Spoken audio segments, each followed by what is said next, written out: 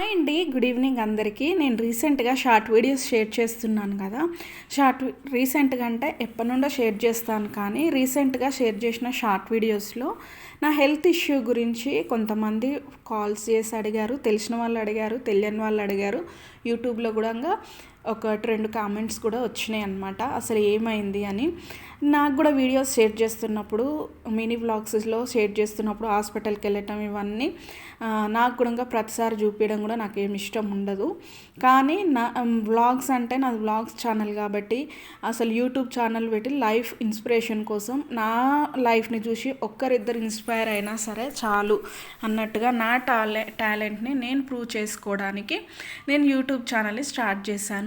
Cooking అంటే చాలా ఇష్టం కాబట్టి నేనైతే యూట్యూబ్ ఛానల్ని స్టార్ట్ చేశాను. దాంతోపాటు నా ట్రెడిషనల్ లైఫ్ని మీకు షేర్ చేస్తా.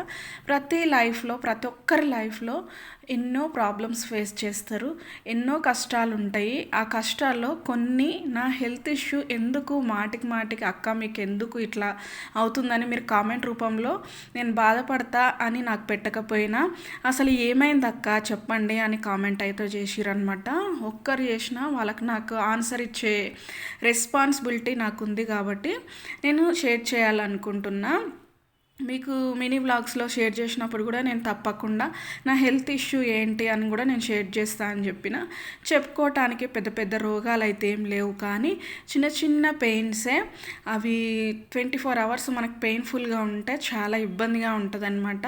అది ఫేస్ చేసిన వాళ్ళకే తెలుస్తుంది అసలు అది ఎందుకు అంత ఇష్యూ వస్తుంది, ఒకదాని తర్వాత ఒకటి ఎందుకు వస్తుంది అనేసి నేను మీకు షేర్ చేస్తాను.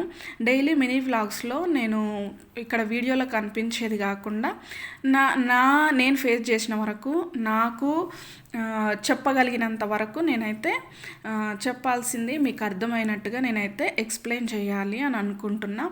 ఎంతమంది ఇంట్రెస్టో కామెంట్ చేయండి.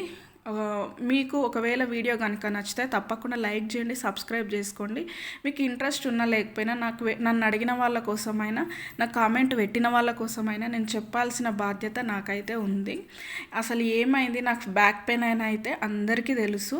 ఆ బ్యాక్ పెయిన్ అనేది ఎందుకు వచ్చింది, ఎందుకు ఇంత ఫేస్ చేస్తున్నా, నేను ఇంజెక్షన్ స్టెరాయిడ్ ఇప్పించుకున్నారు కదా తగ్గలేదా, ఇవన్నీ క్వశ్చన్స్కి ఆన్సర్ తప్పకుండా ఇస్తాను నెక్స్ట్ వీడియోలో.